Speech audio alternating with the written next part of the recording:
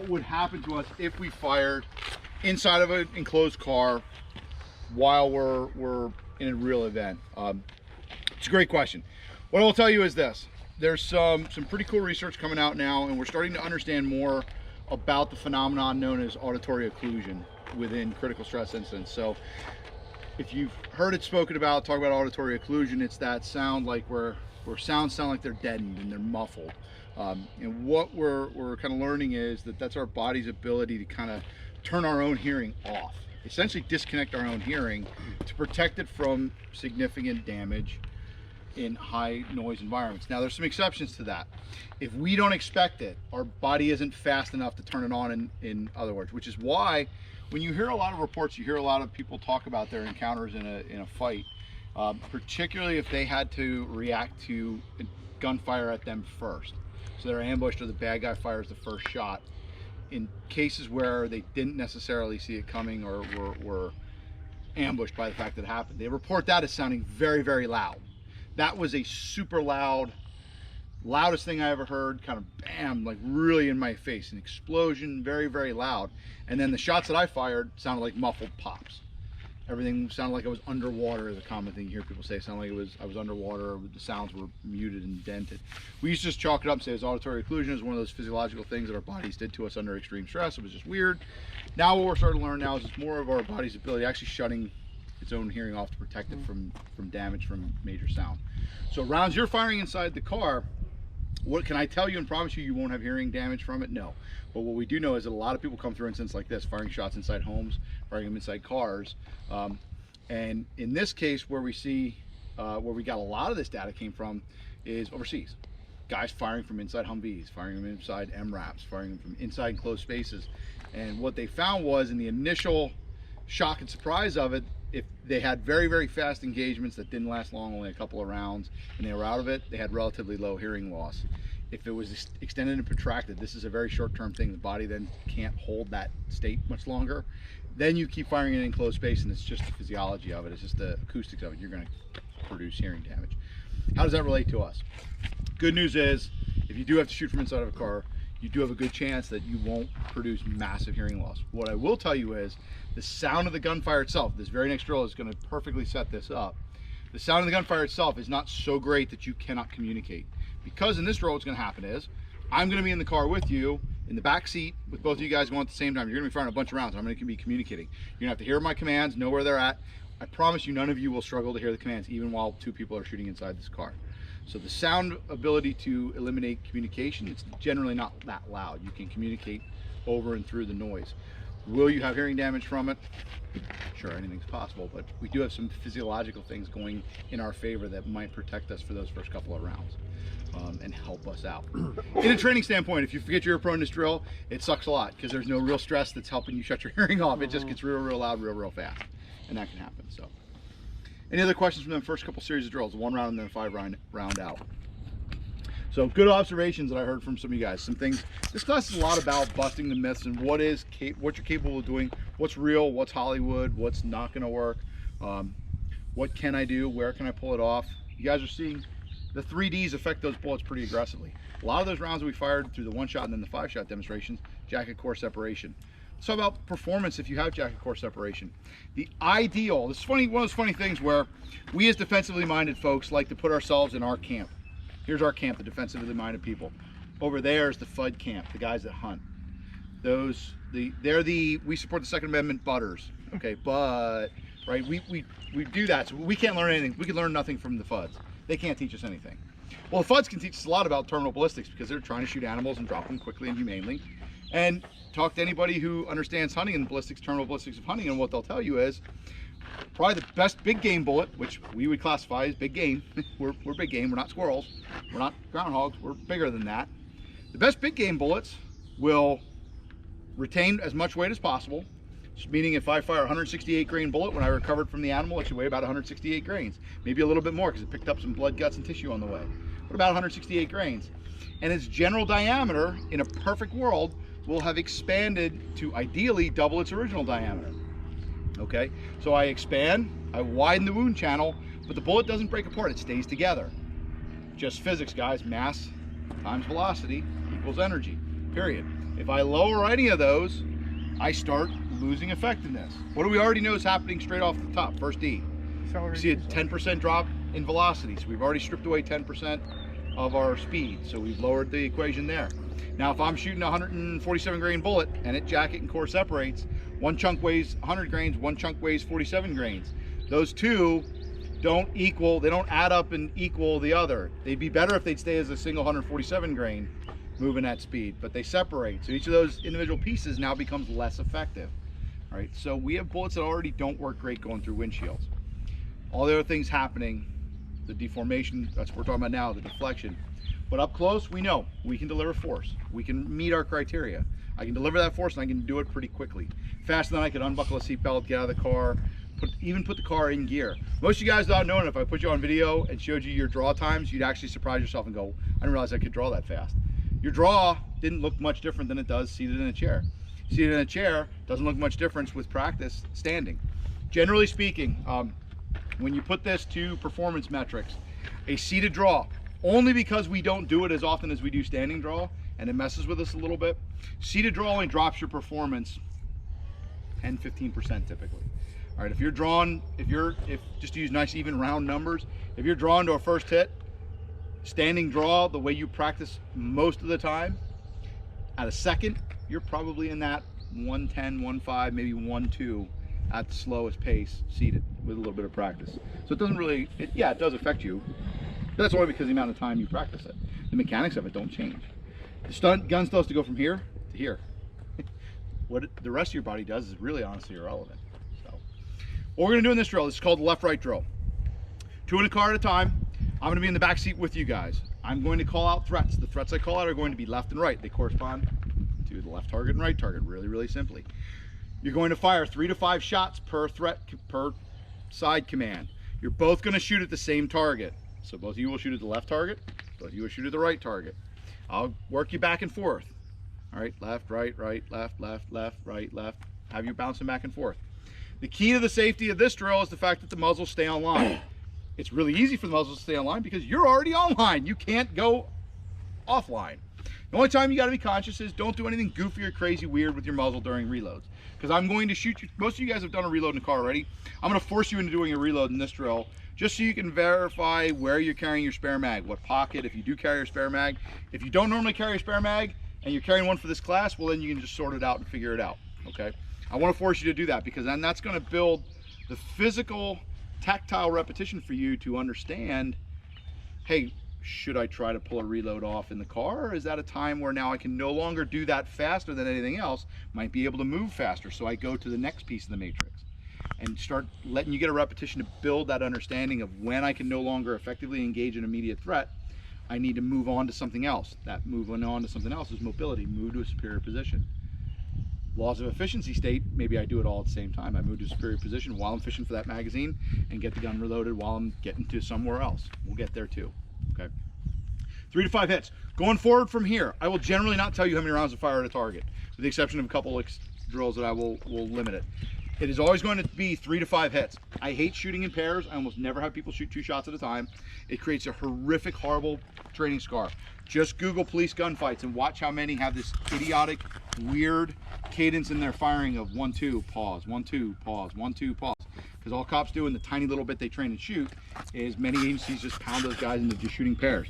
Competition shooters, same thing, man. You know, it's each target. It's 1-2, 1-2, 1-2, 1-2. You know, reloading. You watch guys air gun and doing the reloads 1-2, 1-2, 1-2, and reload 1-2, 1-2, 1-2, 1-2. All right, creates this terrible thought in our brain that 2 shots is enough to handle the job. So I strip that away. I say 3 to 5 hits. On paper, just fire 3 to 5 shots. If you're ammo sensitive, 3. If you want to let it rip and burn it down, 5. I don't care. Once we get to steel, 3 to 5 hits means 3 to 5 hits. That could be 3 to 5 shots, could be 3 to 5 magazines. I don't care, whatever. Depends on how well you're shooting, all right? 3 to 5 hits per. Questions on the drill? And it's an SUV, so I'm not even wearing my mask today because I'm back far enough from the glass. Because I don't feel like putting it on, I'm steaming it up. All right, I'll take my first 2 in. All right, here we go, stand by. Left, left. What's that?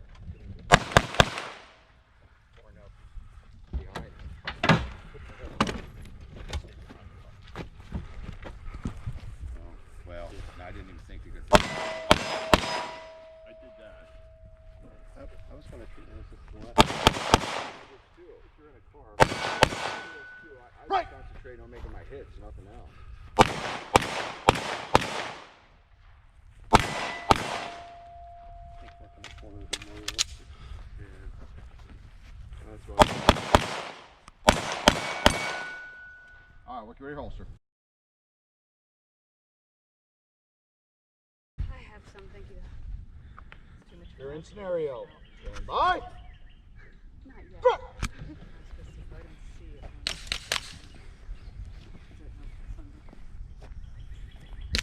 Oh shit. Two of us like to go on the ground.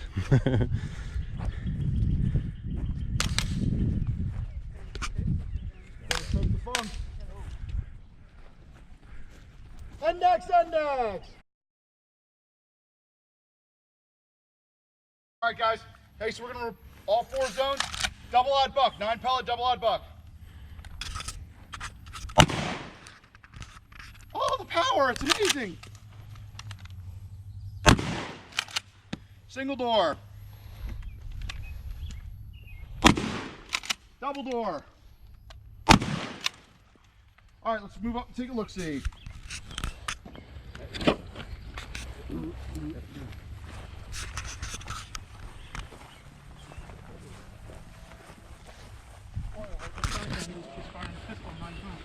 Spoiler alert, the shotgun sucks.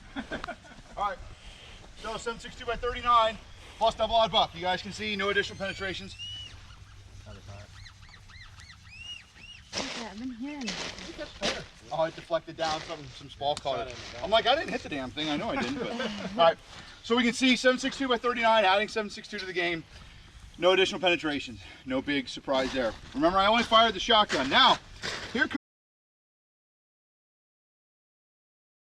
Hey guys, back to it. If we start seeing smoke really roll, then we'll know. You see this like bright yellow? Yeah. Bright yellow and orange thing. But back to what we were talking about. So remember how porous this entire section is to everything else. Handgun, rifle, everything. Now we go to double odd buck, the man killing double odd buck, and we got a big old goose egg, right? Had one dimple right here. Another, maybe a new dimple over here, but I don't even think that's it. A couple dimples here on the backside where some more pellets hit. Nothing, no penetration, double odd buck through the most porous section of the car. Single door. Out of 9 pellets, we snuck through 1 dimple, nothing else. Through double door, no real shock here. What I'll tell you guys is I've never run all 9 pellets double odd buck through double door, any of them. The most porous, crappy car in the world, I've never punched all 9 pellets through. Usually I see 1 or 2 pellets tops. This is very common. Nothing, absolutely nothing coming through.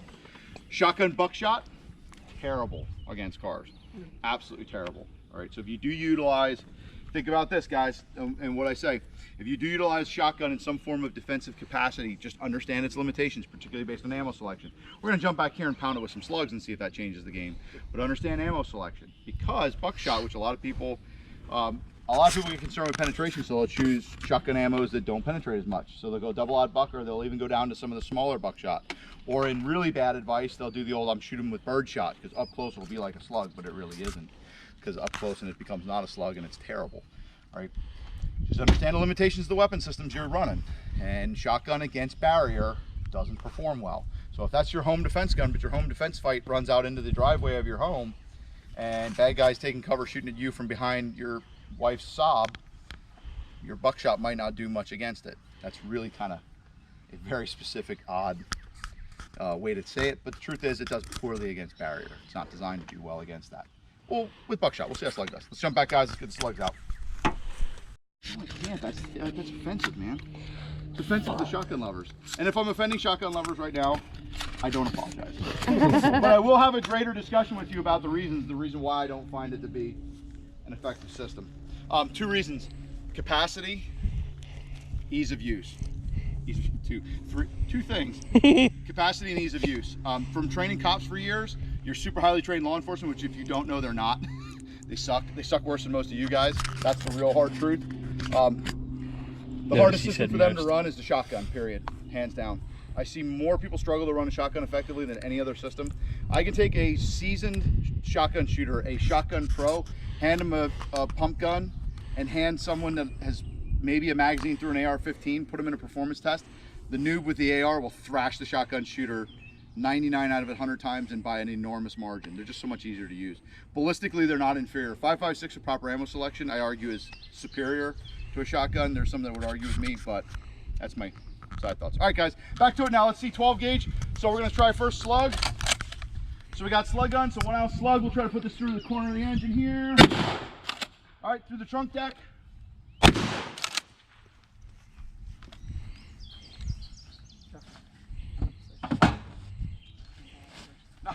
I'll even do this one. I'm gonna put it through the console, through the nothing but net. All right, we're gonna try to go through the console, through the door, see what we get. Through, and double door. All right, let's go take a look. Definitely is the coolest entry. Oh yeah, it makes it cranking Satisfying. entry. Yeah. That's the best one though, the fact that people are gonna run away when they hear the click click. So, here we go. There's your single door. Through the console, through the door. Now I will tell you this, if this ain't a Jeep advertisement, I don't know what is. 1 out of about every 20 demos, I stop a slug in the double door. It's usually only ever in convertibles, coupes, or Jeeps. We did it. Jeeps. So, it did not penetrate. We ran it through. We got 0 penetration of the slug through double door. So again, driving to you that something's better than nothing. This is not cover. If this were cover, there'd be no holes. It's not cover. But something is always better than nothing, okay? Through the trunk space, through the rear quarter of the vehicle. Yeah. Wranglers as well? Not so much. With the doors being... I've never shot one. I've never shot a Wrangler. Don't know. We'll figure it out. Fuck off. All right, guys. No real. Jeep guy, That stopped it at that first door. Did it? I can replace my doors, so I mean we could. I may actually cut the sheet metal out after a class day and see where it stopped. Buy 4 doors tomorrow. You guys can see here, as predictable performance. Now, what's stopping everything up front here? Let's talk about that, because understanding this is what's key. All right, it is the engine, the guts, the alternator, the battery, all the things that are inside here. The fluid tanks. Think about this. Shooting, if you've never done, anybody a pool owner? If you're a pool owner, you have to shoot inside your pool. I've done it. You got to take your gun inside and shoot and see. The bullet only goes, it just boom, and goes out like 12, 14 inches and stops, and then floats down, and you pick it up off the bottom of the pool. It's nothing. It's actually really kind of cool. But liquids are a great barrier to decelerate and stop. So you hit your full tanks, and these don't have full tanks, but you hit your full tanks. Usually they do have full, like windshield washer reservoirs. They don't drain them. You catch something like that, and where are they putting them? As all this guts expands in these cars, they start putting these tanks where? They're molding them into the fenders. So they become kind of little reservoirs of protection. All that adds up and stops a ton of the rounds. Let's talk about one thing we don't shoot, and I don't shoot because of the safety aspect of the rotors. Let's talk about why axles and wheels. We used to be commonly taught that wheels were covered. But if you look at these wheels, now these are a little bit different, but a lot of wheels now are alloy and they're spoke. You see lots of daylight through them. The wheels themselves aren't what's ballistic. It's that giant steel axle behind the wheel and the big hardened steel plates, armor plates, known as brake rotors. That's what's actually ballistic in your wheel area, your axles and wheels. So they're pretty good. So wheel and axles coupled with engine compartment makes for very, very good ballistic protection. So 1, double door 2, single door 3, rear trunk quarter 4th. If I'm facing a threat laterally, okay? Lateral based threat. Questions at all on this setup here before we set for the next?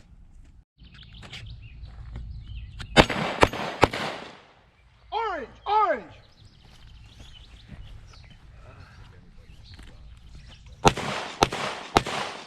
Alright, which way you hold? Good.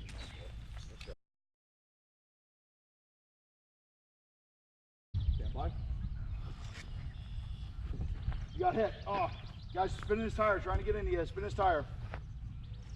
Green, green, green! Get stuff across that car. Gun high. Work your way across. There you go. Good. Watch out. Blue, blue, blue! Spot. Orange, orange!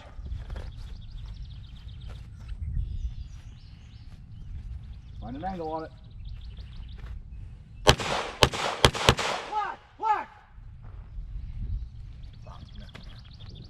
Watch this. Right freeze. You see where it is now? Now instead of running all the way over there. Oh, here. See where it is? Now instead of running all the way over there, Slowly start working until you see an angle on it. Be efficient. Work an angle until you see it. If that's not good, then work the hairs. Then all of a sudden you see it. Red! Red!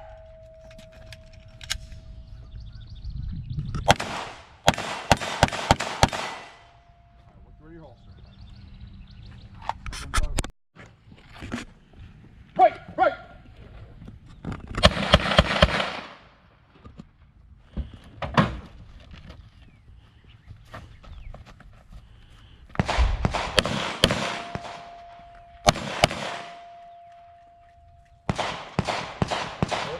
There you go.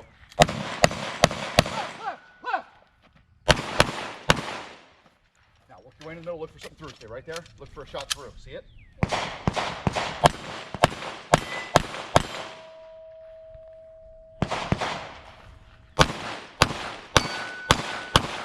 Alright, work your way to your holster.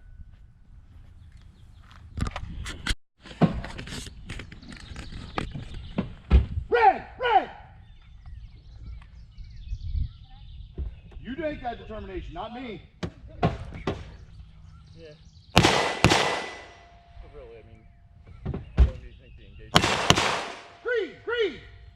The multiple move and this. Red! Red! Red! There you go, better decision. Blue! Blue!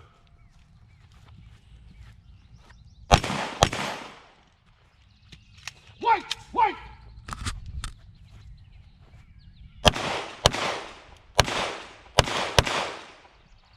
Got into it. Alright, work your way to the holster. And I'm like,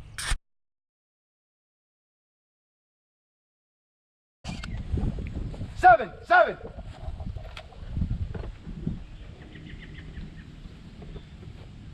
That means you can't do it faster. There you go.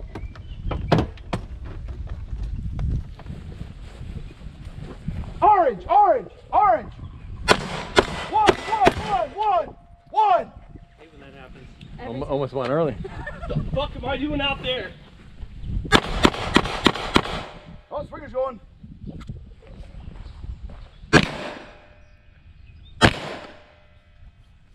Black! Black!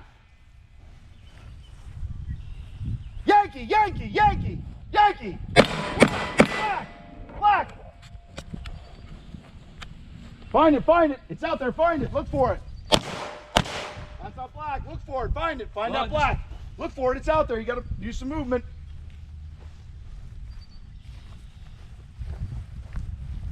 Hotel! Hotel!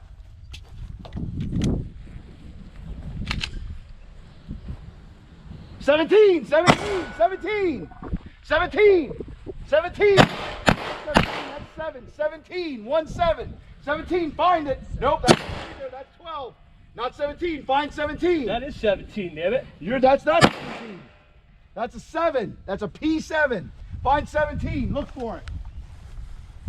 It's out there. You're gonna see it and go, ah, yeah. Oh! Oh, hey, there.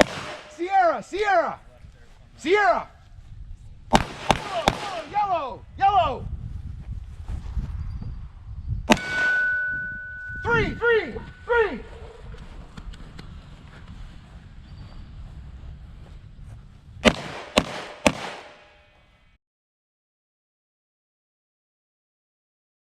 I have to, you know what I mean? Where mine was, I don't want to lose my head. Here's another one you got to think your way through. It's that states can influence that, state laws can influence that, and personal decision making can influence that. So I know we keep coming back to a recurring theme about politeness. Here's general human nature. We don't want to hurt. Good people don't generally want to hurt people. Some people are less worried about it. It's the tale of the good sociopath. It's true. There are sociopathic behaviors. The inability and the ability to exercise violence against someone, to not feel bad about doing it, to lack empathy. Those sociopathic tendencies happen in a certain percentage of human beings. Here's the great news. The overwhelming majority of them that exhibit those sociopathic tendencies end up being good guys. Interestingly enough, you see a high clustering of them in military and law enforcement units. The higher up the food chain you go, the higher percentage of those guys you see. They're what we classify as the good sociopaths. So they can exercise. CEOs and stuff. Yeah, they can exercise violence. It doesn't cause you to lose sleep. It's not, but it's okay. It's not. They're all right. Unfortunately, through a combination of nature and nurture, if the wrong set of factors come into play and an upbringing and violent conditioning and things like that for people with sociopathic leanings, then they end up becoming the worst of the criminal element. So they can also exercise violence. They don't even need violence. They don't need much of a reason to do it, and they won't feel bad about it afterwards. The good news is, good sociopaths. The rest of humanity, the big bulk of humanity, generally doesn't want to hurt each other, even when pushed. And you will see the good guy syndrome to push for a fair fight. So the reason a lot of those folks hesitate to shoot somebody with a bat is subconsciously they don't feel like it's a fair fight. Like, he only has a bat and I have a gun. Right. And they'll hesitate. If you went after him with a bat, he might not shoot you. You come after me with a bat, I've got to shoot you because I have no ability to stop that bat. Yeah, I mean it's No, but you even shoot 'em. even Well, it's other than it's a fair fight. I mean You'd it's shoot 'em too? I don't they push in their brain wants to push them to a Take a fair step fight. to the right. No, it's Depends not who fair. has the bat, I can't Yeah. do it. Yeah, but If I came after you with a bat, you probably wouldn't. I've shoot had me. somebody come out with a machete and his shirt off, like came in the tattoo shop looking to kill one of the artists, and like I've seen the guy before. I'm like, what are you doing? Like, don't come in here like that. You're gonna get yourself killed. And he's like, I'm sorry. Like, so there's certain situations like you're like, all right, this threat's different. Like he came in all mad, but I was just like, what are you doing? And he's like, I don't know. I was just upset. I'm like, well, this is a bad look for you. You're gonna get shot a lot doing that. Like, Yeah, this isn't gonna work out. This isn't gonna work out the way you think it's gonna work out. So what do those states want to happen for you to get your head bashed in? And Man, I tell you what, I won't care. even gander an opinion on state legislative direction. It's idiotic. I mean, I could go into that. Could be the next 3 hours of this class talking about that. Yeah, unfortunately, those restrictive laws. Here's where what I guess I will say is restrictive laws on the private citizen side and restrictive policies on the professional force user side. Where I find that makes a difference is not in the critical moment, except for the fact that it changes the way we mentally prepare. It changes our mental conditioning to an incident. So if you're having those thoughts about it beforehand, they can creep into your fights. I see it in policy for cops. I see it in laws for civilians. So what I tell folks is, if you do have restrictive laws, as you mentally condition yourself, and what if? Everybody plays the what if game, everybody does mental rehearsals and thinks about scenarios. What I tell guys is, do yourself a service and dump your laws. Dump the legal. Don't think about the legalities in your mental what if scenarios. Think about winning the fight, not just surviving, but winning, and winning with all limbs attached and everything, not bleeding any extra holes. be able to argue the point. and then call friends. and then deal with it afterwards. But don't, if you allow those thoughts to pervade into your mental conditioning, then they can creep into, I see it most often in policy and law enforcement. In the fight, were they really thinking about it? No. They might have a weird disassociative thought. I talked to a guy who was in a shooting who had a weird disassociative thought during the shootout about getting sued and about being out of policy with his department. But he recognized that and understood that was a disconnected, completely useless thought to be having in the moment. But they can happen. So just be careful in your mental conditioning and mental preparation in that. But it all joins into the mix, just like if you watch too many of those videos where you thought the person was just a grandmother and she pulled out the gun versus you thought the guy was the bad guy and no, it was a cell phone. I mean, you have to have both sets of training to make you go, shit. Well, there's another problem too is, well, two things. There are a lot of people out there that will clearly state and believe, it's in their belief system, that they would rather be killed than do harm to others. Oh yeah. Right? And it's just, Those people are real. They exist. They're they not, exist. and that's not a negative statement. You know what I So mean? I That's in their deserve to belief be mugged system. because- So when those people get elected, I would imagine that's They push it. Sure. yeah, sure. And it's a lot with everybody's day-to-day life. It's a lot. It's hard not to think about the legal, because that's what you see on TV and we hear on the news and everything. We only hear in these environments do we hear like-minded people saying, "Get that out of your thought process. Focus on that stuff." Here's my experience in watching and having a career and seeing people at for their life what becomes pretty high-level crisis moments within their life. Lots of people have perceptions about how things are going to be. People will often surprise you in the way that they react. Sometimes those are in unpredictable ways. But what I can tell you, and I do believe this to my core, or else I wouldn't do what I do for a living, you can guide.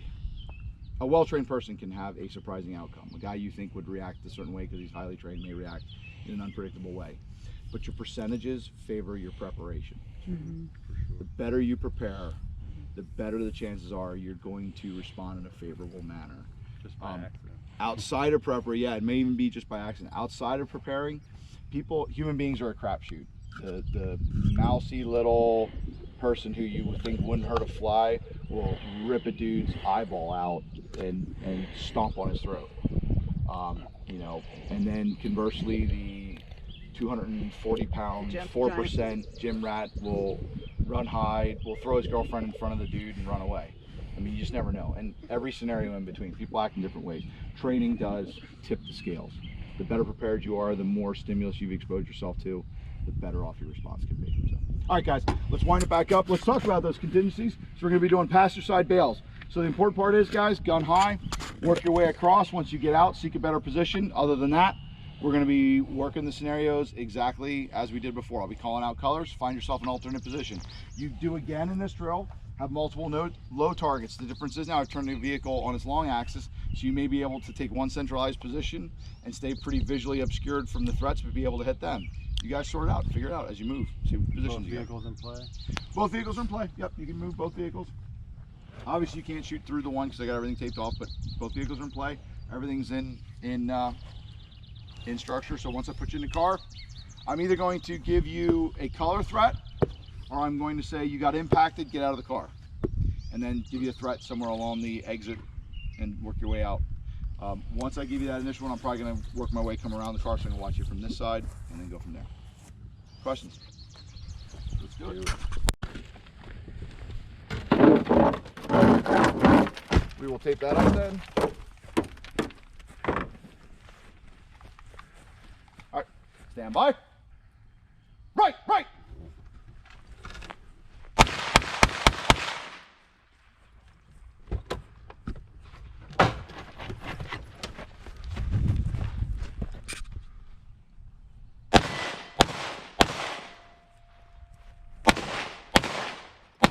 That last guy hiding back there. Work for that last guy back there. Probably gonna have to go out around on him. Work for him. Find him. Left!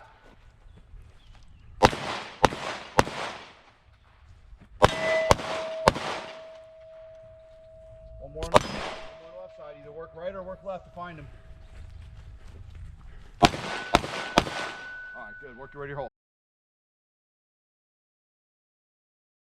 In military circles, they have rules of engagement, they have reasons, they have things they got to do. It's very rare that they go in and just, listen, you're going to go in and kill everybody. It happens, but it's not their primary mission set oftentimes, okay? That being said, we got to react. We have to deal with the stimulus we're given. A guy's robbing us. A guy puts a gun in our face. A dude T-bones us after a road rage incident. We have to then react. Our ability to react is very often going to default down to some of our human nature and tendencies. Our reactive postures, our natural reactive postures to do things. That's why you hear the gunfire in reactive stages very fast. Reactive, get off me, boom, boom, boom, boom, boom, boom, real fast. Reactive, cyclic rate of fire. If you remain in that reactive state throughout the entire fight and never convert to what we call the thoughtful or tactical decision making, you're gonna have a problem. You have to convert. For a lot of people, that conversion occurs during movement breaks. So even if you get to the back of the car and you're still in reaction, listen to your reaction. What's your natural instinct tell you to do to cover? Cuddle it. If you don't ever convert, you stay slammed up to cover and everything gets less efficient. I don't have visual mobility, I don't have physical mobility, I gotta move the gun more to move. It's okay if your body bails out, boom, holy shit, man, holy shit. And then at some point, even though I fire a couple shots and go, no, this is stupid. Now I back off and I start fighting and I start thinking more. I make a conversion to think. Go from reactive to thoughtful tactical. Okay, it's important to do that. The faster you can do that, the better you're going to be in the fight. That's why we train. All right, that's what helps.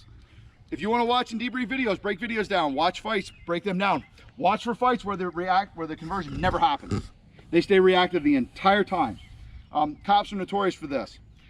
They'll stay in reactive mode the entire time if they're shooting at 3 feet or 300 feet, and they shoot at the same cyclic pace.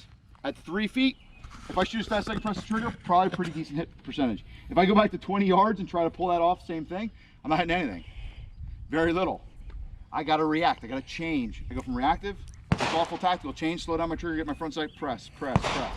I have to make that change. Reactive, up against big protective object, bell, protect, protect. No, I gotta think about this. I need to be able to see what's going on, back up, I see. I have to convert, okay? So, even if you find yourself close, convert. It's okay to make that conversion. Damn, this doesn't feel right, back up. As far as me, if you run me over, you run me over. If I don't get out of your way, I'll get out of your way. If you don't, you'll crash into me and I'll learn to get out of your way faster. Anything else, guys? Any other questions? This one you'll move everybody, right? Keep them in line. Yeah, I'll bounce you around a little bit more. Be a little bit more handsy in this one. Okay, let's do it again. Same drill, let's go again. Door over nothing, I select one door. 2 door over 1 door. Front quarter over 2 door. Rear quarter paddle, if there's nothing else I have, then I would go to that. But something's always better than nothing. But the second rule I handed out was called meat and potatoes. So I go to the buffet, right? When you go to the buffet, you want to get the good stuff. You don't want to fill up on the stupid salad and cottage cheese and crap like that. You want to go to the prime rib, the shrimp, the clams, the crab legs. You want the good stuff, the meat. Maybe a potato just to balance it out and pretend yourself you're eating a vegetable at the buffet. Maybe this is just me, I don't know. But when I go to the buffet, it becomes a game. Is can I cause them to lose money on me? With my wife, I know she's going to eat a half a plate that was worth about $1.75. So the 38 bucks I spent at the seafood buffet, they're going to kill it on her. So it's me and my 17-year-old son's job to try to murder their profit margin. Meat and potatoes. I put as much on my plate and the best stuff I can. How that translates to cover, concealment. I put as much of the car between me and the bad guys as possible. The car is my prop, as much as I can. And after I put as much as I can, I think about what's the best I can put on the plate for me. Engine compartment is the best. I can put that between me and the bad guy, more than just this lateral aspect. We know that pillars against handguns are good. I know that the lower I am, the better I am. So I put as much between me and the bad guy as I possibly can. And the best parts, pillars, are low. That's how I think about it. So we're gonna talk movement strategies now. We're gonna exit and come to the back of the car.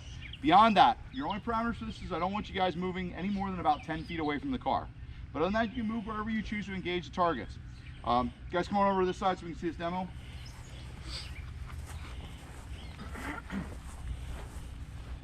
We're going to talk about moving and how we're going to get out of this car and move to the back. I'm just going to demo the movement strategies. I'm not going to demo anything else. I'll explain afterwards. I do demonstrations in 2 primary ways. I do what I call a pre-demo or a post-demo. If it's a fixed skill, like I'm teaching you how to move with a gun, I'll demo it before you do it. How to shoot out of a car, how to manipulate your seatbelt. I'll always teach you that before. If it's something I call a post-demo, meaning I'm going to give you guys a little bit of leeway to see what you do with the problem. I give you the stimulus, see how you solve the problem. We'll talk about trends we see develop and emerge. Debrief it. I'll do a demonstration, then I'll let you run it again and clean up the things you did maybe the way you didn't want them to do the second time around. This is going to be one of those post demos. I'm going to give you a little bit of room to kind of do what you want to do. The one thing I'm going to demo now and show is a safe way to transition from a threat-based index to either a high or a low carry position to be able to turn your body. Because after I engage, and I'm not going to shoot to start off, guys, so you don't need eyes and ears. So once I engage those threats inside, and I'm going to give you guys immediate threats. You got some cardboard immediate threats. Maybe steel, let you make that determination. But once I engage those immediate threats, so I'm here, I engage those immediate threats, bang, bang, bang, bang, bang. I'm getting out of the car. I hit my door handle here. So my door's here. A couple things I want to do. First inkling, the first common movement pattern we see is this. People will get out, and what have we been taught? Never take our eyes off the threat. So we do stuff like this. Work our way back to the car, okay? That's one movement option. What I will tell you is that movement option isn't realistic. That doesn't produce realistic movement patterns. That's not the way we normally move. Not the way we move quickest and efficient. We end up kind of we don't move backwards real well. We just don't do it. Better ways. So if I go right from where I stopped, so I dealt with my immediate threats, doors open. I'm threat-based index. Notice my gun's at my threat. Whether it's here, I'm threat-based index. As I exit the car, the muzzle's got to go down or it's got to go up to let me turn, because if I don't have a gun in my hand, no gun at all, and I say get to the back of the car as fast as you can, that's what I'm doing. That's what you need to do with the gun in your hand, okay? Safely. That's the realistic movement pattern. Now, but Phil, we have to look at our threat the whole time. We can never take our eyes off the threat. I want you to watch. I'm going to go in slow motion. No gun again. This isn't gun-based. As I turn, let's say this is my bad guy, right? Here, I just engaged him. I shot him into the ground. This is the worst case scenario. He's right here, right? As I come out, I turn. I want to get back there as fast as I can because I want to put the car between me and him. I see him, see him, see him, see him, don't see him, see him, see him, see him, see him, and I'm meat and potatoes. Much of the car between me and him as I possibly can. I'm opposite him. The amount of time I don't see him is the amount of time it takes me to turn my head around and get back and go again. Here's how I train that. Here's how I teach that. Here's how I classify that. Any cat owners? Anybody own multiple cats, more than one cat? Yes. Okay, so check this out. You own more than one cat. What happens when your cats get in a fight? I run after them. Right, so here's what happens. If you never watched two cats fight, ready? It's wah! It's this freaking, it's this crazy wild ball of fur, fangs, claws flipping out. Then they break and they'll run a couple steps apart. And then they come back in again. It contracts, it comes together. Watch humans fight. Watch surveillance footage of robberies, things that happen. Watch how humans get out, how that fight, distance, and then maybe they start fighting again. But it's like, think accordion. It comes out and in. It collapses, it expands. It collapses, it expands. This is a natural extension of that. I may fight, expand out, and come back and fight again. But I'm going to do that movement strategy. Now, here's how it works with a gun in our hand. Right? So instead of just backing up, once I get to here, remember, muzzle's got to go down or it's got to go up. I manage the transition in a safe direction. So if I go down in slow motion, I'm simply managing the muzzle down. Notice my transition space is here, down to here, and then I can come back. Once I'm back towards my threat again, I can retransition. That's down based. If I go up based, once I engage that threat, boom, boom, boom, I come up and turn, and I'm here. And I manage the transition again when I get to the rear of the vehicle. I do not care which technique you utilize. You have to do either of the ones you choose safely. All right, you have to manage this or this. Now, traditionally taught safety circle, right? Our soul is here, right? This is great if I'm in a quote unquote stack and I'm standing with my boys and I'm getting ready to make entry and all the other stuff that people train for. This doesn't become a realistic position when we're moving. But I can take this hand off. Notice how I just sit my muzzle down. Another commonly taught technique to this would be something called a holster index. Common in the law enforcement circles where there's ladder holsters, where you see guys put the thumb on top of their holster but leave the gun out and just run like this. I can keep it in front here and I can turn and burn. I can run, I can locomotate to tater, whatever that word would be. I can move here, do my thing. It's all about managing the transitions. Whether it's high or whether it's low, I manage the transitions towards my threat, wherever that threat is. So at speed, guys, it would look like this. We'll do both. Hey, tell you what, eyes and ears. So more of a Yeah, pre-demo? Yeah, I'm just gonna shoot the immediate threats. I'm not gonna do the rest. That's the pre-demo. The post-demo will be the, all right, guys. All right, here we go. So I'm gonna take my immediate threat. So I get my immediate threat.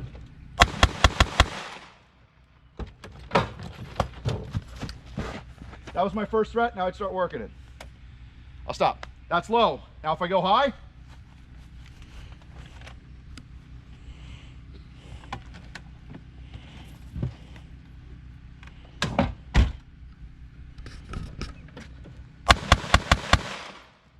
whoa, shit.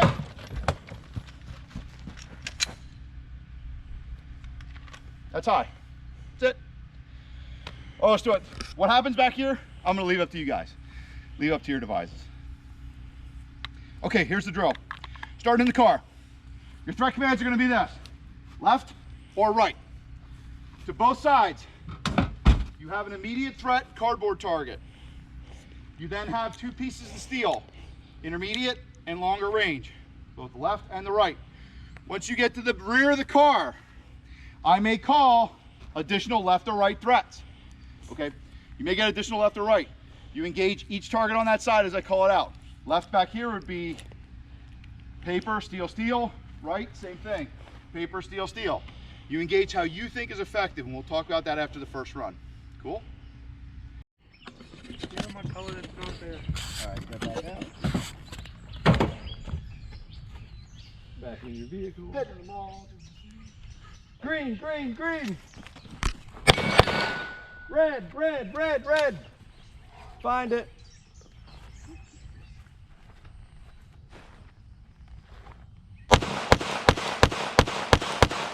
White. white, white. Orange, orange. Blue, blue.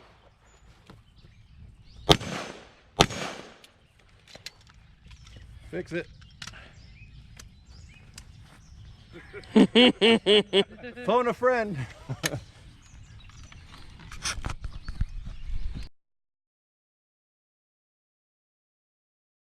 I'm just going to shoot both sides and show you guys how to work both sides. Show you some options for working both sides. See if I got any ammo left in the gun. A little bit. You guys already saw me engage close there. Alright, we got some stairs.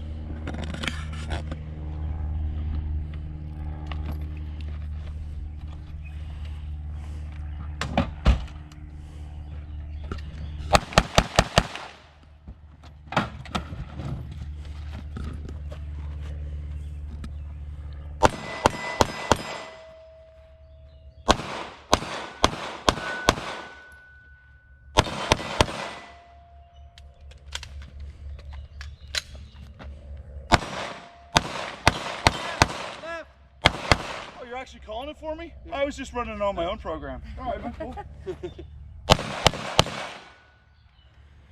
I was just running my own program. We gotta try. All right, guys, let's talk about this one. Hey, that's a cool one. You don't see that every day. Oh, wow. So I skipped, but had a flat enough angle to not break the glass. That's pretty cool. So this is the point where I say I'm that good. Yeah. I did that on purpose to show, no, that was just crazy dumb luck. So I managed to catch enough of the bullet that it left a deposit, didn't break the window. And I drew the skull there earlier to just make it look cooler. And that. then put it through the front of the car, which we'll have to pound out. But that's, you don't see that every day. Some Matrix shit. Okay, now if I did that on purpose, that would be cool. All right, so let's talk about this drill. This is, as Eric can tell you and Karen can tell you, they've been through this class. This is the one drill where I let you guys kind of roll with it.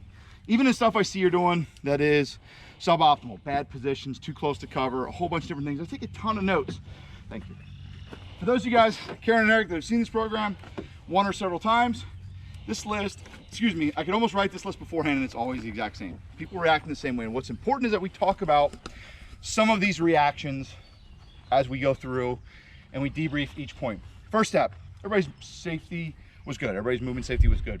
For those of you guys who have never done a high ready position or a temple index, whatever you want to call it, you did good on it. What I tell you is if you don't use that position, you got to practice it. It's like anything else. If you run down and you came to this class and went, hey, it's something new, I'm going to give it a try. Good work, you did it safely. It's like anything else, it needs to be practiced. But as we talk about some of the different things, and I end up with a ton of debrief points, we're going to talk about each of them. Then you guys are going to get a chance to run this drill essentially the exact same way, the exact same stimulus. Let's try it again. I'm going to refer back to kind of my post demo, what you saw Eric do. After Eric did it, you then saw Kent do it. Karen's already trained in this as well, so you saw her do it, which is putting some rounds through the car as opposed to around the car. We'll talk about that. That option is going to be there for you sometimes and not going to be there for you sometimes. It's all based on your visual mobility is what's going to determine that. So, first one, proximity. When we exited the car and came to the back of the car, the generalized trend is to maintain close proximity to the vehicle through all phases of the movement. If you guys noticed when I bailed, I wasn't worried about what I call the slide. I didn't feel the need to do this. Stay close to the car. Or another thing we commonly see is this, called the guide hand. I'm tracing, I'm staying in close proximity. This is safety. My brain, the human brain equates a big object as safety, period, end of discussion. I don't care if this is a box of tissue paper. The brain thinks this is safety. So it wants to naturally come close to it. Apologize, you two, you've heard this story. You three actually heard the story. Proximity to cover. As a kid, Dad's a Civil War buff.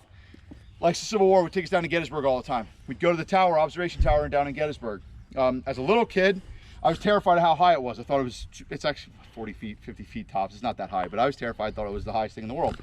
My old man would nudge me. We'd have to climb up that. As I'd go up flight by flight, I'd get more and more scared. I couldn't go any higher. He offered me words of encouragement, fatherly words of encouragement to come up through. That's, yeah, you can imagine what they sounded like. And the only way that I was able to continue climbing was to get on my belly and literally crawl like a snake up the steps. Now think about this. I'm actually raising my height. I'm going up. I'm increasing the fear stimulus. I'm getting higher off the ground. I was able to continue to move and do it because I felt safe, because I was in close proximity to what I felt was a big fixed object, the big metal tower, the stairs. Standing up, I was too terrified. Jelly knees, too scared, couldn't do it. Laying down, I could belly crawl up. My old man encouraging the entire way. All right. Hardest thing of the whole thing was being up top there to get up off my belly and actually stand up, get further away from the protective thing that was that tower. We have a natural tendency to want to get onto big objects. But from a training point, not just vehicle, how often we've been heard, don't crowd cover, don't crowd recover. Well, we do it. Big safety, you're my best friend, okay? But that proximity translates even in our movement. You guys noticed, Eric did it, and you saw when I did it. As I came out of here, I followed the path of least resistance. My path of least resistance as I get out of this car isn't to try to hug close to here. It's, I may flare out. Not because it's some cool jazzy thing. That's the fastest way I can move. To try to pivot and stay close to the car would actually slow me down to do that. So I'm moving, I'm flaring, I'm coming out. The fastest, most dynamic movement pace is what I'm looking to do there, okay? But we stay close. So we gotta be mindful of our proximity. If this was all dirt, you can see what we call a chicken scratch pattern. The chicken scratch pattern would all be right in here. Right in this area right here. Nope, maybe even a little bit closer, okay? That ties into depth from cover. A lot of you shot this drill from where? Right here. I won't Right shoot, there. but Right up against. Yep. right here. Yep. Leaning. Okay. Kind of doing this. Even saw a couple of these. Here. I'm leaning. I'm doing my thing. Where it turned up, it's getting bright. I'm leaning. I'm doing my thing. I'm kind of coming along, and I'm up tight, right up tight against, or extending here. Things like that. Tight proximity cover again. You're my friend. You're my best friend. You protect me. Okay. So proximity and depth of cover are tied in together. The tubes. Yeah. The tubes effect. Let's talk about the tubes effect. So here's what the tubes effect. The last three that ran and then in my post demo started to claw you away from the tubes effect. What was in play there was one, prior training, two, something we call the mimic effect. All right. Mimicking if other people do things in drills. Here's the tubes. The tubes are this. I come back here, whether I'm in tight or I'm in a good position, about a step off of it. If I'm shooting the left side, over here I shoot 1, 2, 3, shoot my thing. Right, 1, 2, left, right. I get in this mentality that I have to shoot down my tube. When I go to the range, I got to stand right in front of my target. If I take a step offline, the world melts. I have to shoot dead center 90 degrees. No questions asked. Well, you can shoot off angle. In fact, if you break away from the mindset and realize, if you start looking for those opportunities, lower your center of gravity, get better meat and potatoes between you, then all of a sudden I lean down here and I go, I can see 1, 2, 3, 4, 5. If I wanted to, maybe send a shot at that sixth target, but I'd have to shoot through the windshield and probably wouldn't have great effect. But from right here, if I simply lower, even better if I take a better protected position from this, I can shoot through the car 1, 2, around for 3. Without even moving my feet, I can shoot through the car to 1, 2, all the way to 3. And I haven't moved my feet at all. All right, I stay right in the same position and I keep as much meat and potatoes. Even better if I go down to here, around, elevate up, look for it. There it is, I can shoot through the car. Now, all the windows in place of your car, tinted out, blacked out. Can you see the threat? Maybe not. But if you can see them, this is where you're going to utilize, we're going to introduce the concept of trained versus untrained. As a trained person, you know what bullets do through tempered glass. How's the deflection angle? Next to nothing. How's that first round? That first round deforms a little bit, but it still trucks through pretty effectively, and then every round after that just gets air, right? So if I can see bad guy through tempered glass, can I shoot him? Mm-hmm. Yes. Will bad guys shoot at you through that same glass? Maybe, but probably not. Bad guys tend to, untrained folks will tend to not shoot what they can't fully see, all right? They will fight. Here's how you know it. I can't do the impression really well because it's pretty high cars. Watch, particularly gunfights that happen at gas stations. There's dozens of videos of robberies and carjackings and gunfights occurring at gas stations where people end up fighting the cross axis of the car and they're doing this. Yeah. Or a sedan, they're up on their tiptoes trying to shoot up over to get a clear shot when all they would need to do is do this. If all I did was this, if my bad guy's on the other side and I'm trying to get up over and shoot him and he's trying to do that to me, all I do is sink down and start driving rounds through the single door. What's the stop rate on single door? About 25%.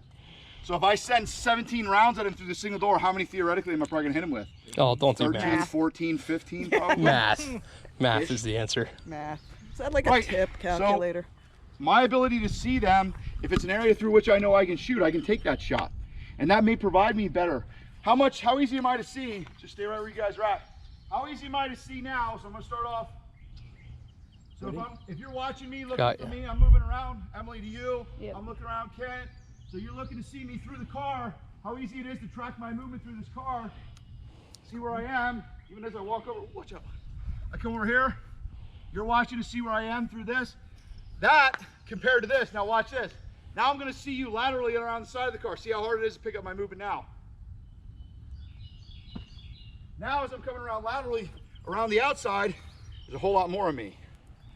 All right, it's a lot easier to see me if I'm just trying to come around the outside. But if I start looking through smaller spots, all right. What's your thought process on, say it's tinted windows, you're, say here, and I just see, like I can see you here, then you kind of duck down. I know you're not gone. You just blow the windows out so you can get a visual and just start going, or I guess it's Situational dependent. I wouldn't shoot just to shoot windows out. No. In that case, I'd have visual. I'd be looking to gain some distance, try to change position and toss it up on them that they don't see where I am. Or like if you can't see them and they can't see you, do you ghost yourself then so that you can come up somewhere else? You may. Yeah, you maybe I'll go look for another superior position somewhere else. Yep. So that's kind of breaking that tubes mentality of constantly feeling like I have to shoot down the wall. I got to come out here wide open.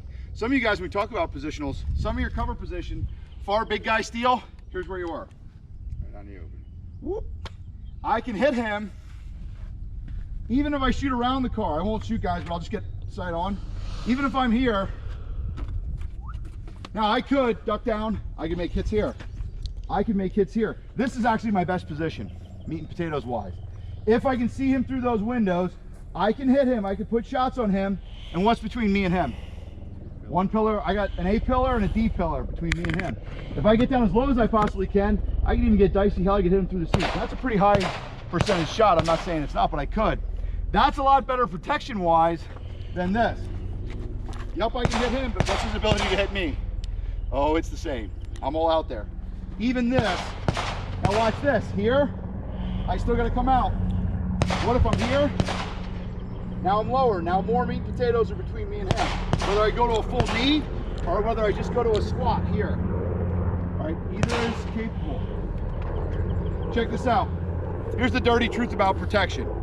If I can shoot the bad guy, everybody likes to have this belief that I can be fully protected. For me to be able to put rounds on a bad guy, I have to have two things exposed. My gun hand, whatever hand my gun is in, and at least half of my head. Either one half to the side or the top half. You cannot shoot short of Somali gangland up over the top. You can't shoot sighted fire without that. So I gotta accept some level of risk in this if I want to be able to put shots. With a laser you could stick it on, you can. How fast can you shoot like that though Not with round very recoil good. and crazy No. up there? So you end up not in a great place anyway. All right. So that's tubes, guys. Think about being able to break out of those tubes. Look for alternates through, not necessarily around. What we're talking about now. So through versus around. We already talked depth from cover. All right. Use of ready positions only on the move. A couple of times I saw this. We're back here, right? I'm not moving in any way that requires my muzzle to come off threat-based index. If it's a problem, I want my bang end towards my bad guy, period. Now, I don't want it up in the tube. I don't want it up in my dot. I don't want it up in my sights. I want to be in a compressed position to maximize my visual mobility and see what's going on here. But I don't, if I'm just changing sides or looking for a new position here, I don't need to go to this or to this. Reason being is, that's just more movement. I don't need to, it's inefficient. So I can stay, if I got nothing in front of me but bad guy, I can stay here and search. Search, okay, he's over there, ooh, I'm in a good position, but I'm right there. Now I'm in position. I can stay here, I don't have to go to this or to this. I just don't need to, it's excess movement I don't need, okay? That's what we talked about, threat-based, those two tying together. Departure from known shooting positions. Here's what I mean by that. Remember guys, I told you, the closer I can get to this, the better off I am. If I start leaning or doing different things, that shouldn't change this. Kneeling position shouldn't go from this to turn into this. If it does, your shooting's gonna go to crap. All right, utilizing cover shouldn't take you from this to this. all right, it's gonna, if it does, your shooting's gonna start falling apart on you. Strive to maintain that known shooting posture and position, particularly from your chest up. That's what has to stay as close to the same as possible. Here. That's better than this. Be mindful also of your fundamentals. Once you start changing positions, a couple of you, I saw some things happen like this. We start doing things like this, or the grip starts opening up, and as you're shooting, I see your hands separating, which means your grip pressure's gone. Why is your grip pressure gone? Because your body instinctively wants to do this. It wants to touch and hold my big shiny piece of cover. Just be careful of that. Stay on point, stay on your known shooting position. With yours, Kent, when you shot your one-handed, it was fast, but think about this. I just want to throw this out here. Oh, from inside the car? If you, you went one-handed. Yeah. But if you're giving it to me one-handed, and I'm a real person, bad guy, you stick that gun 8 inches out of the car one-handed, I'm going like this. Now all I have to do is fall and run with it, and that gun's now mine.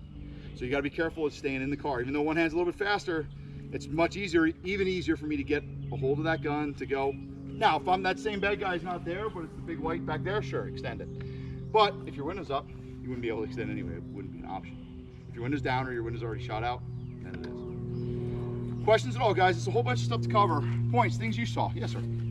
So what's sort of the optimal distance to stand off from the... It's a great question. Let's talk about it. Let me give it to you right now. Here's my opinion. So most cover, when you're working cover, here's how I think about it. If I take my hand like this, I touch a piece of cover.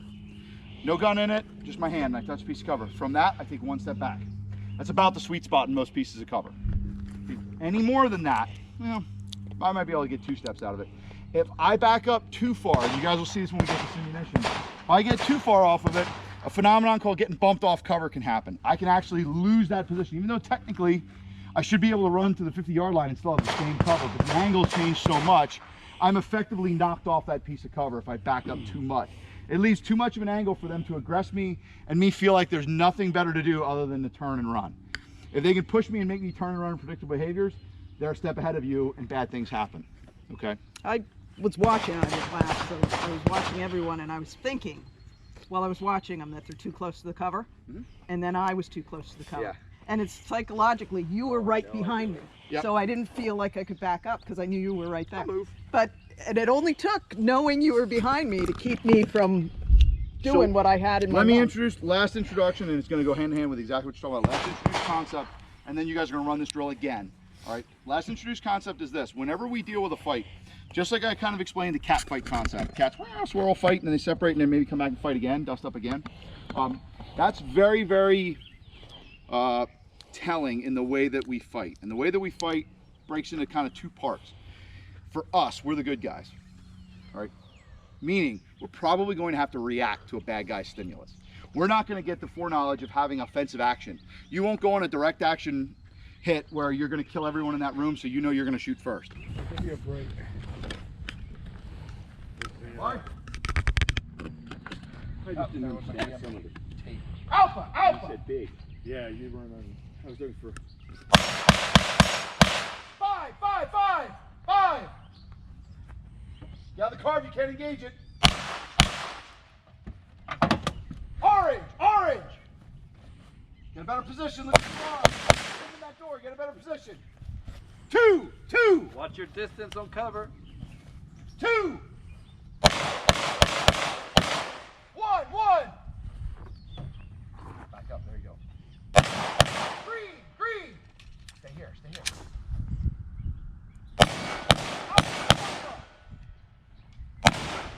Yellow, yellow, yellow.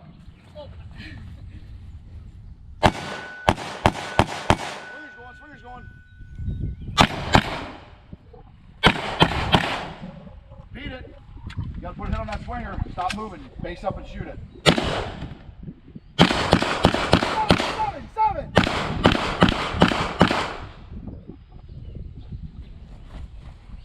All right, what's your holster? Did I hit that? Well, let's go see. I'm going to circle them for...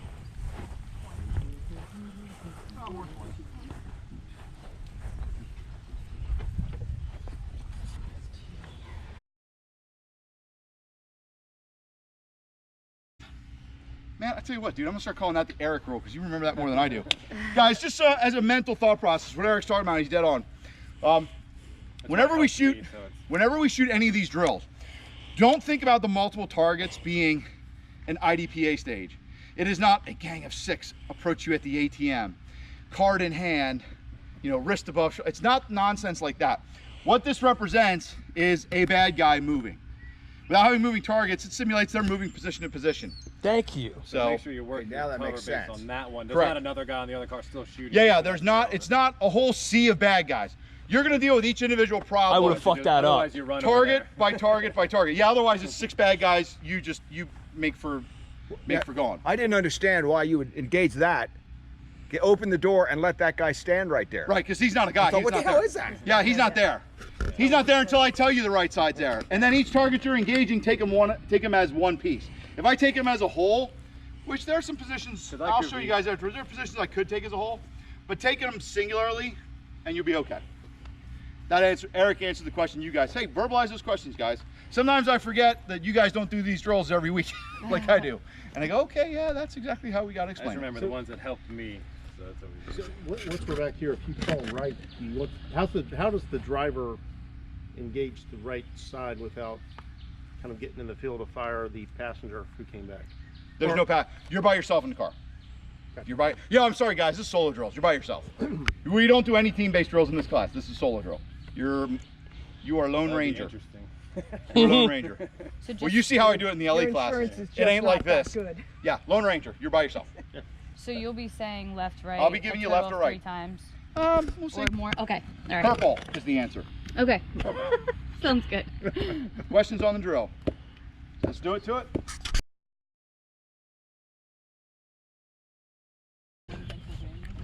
Get in your bear den for hibernation.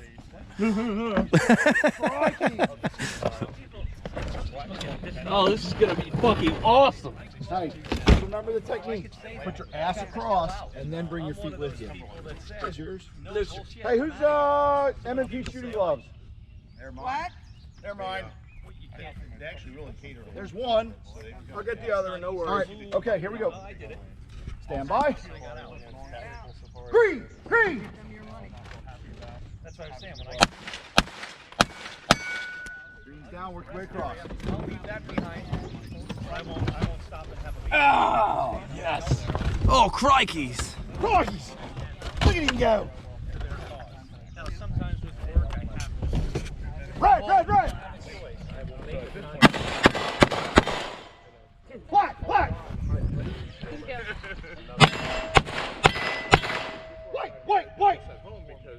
Find it. Brown. Right. Oh, look at that. Superman underoos, huh? Follow your edges. There you go. You'll see it when you follow. Blue. Good. Weird idea. Yeah, I got a ton of holsters. All right, let's go to the holster.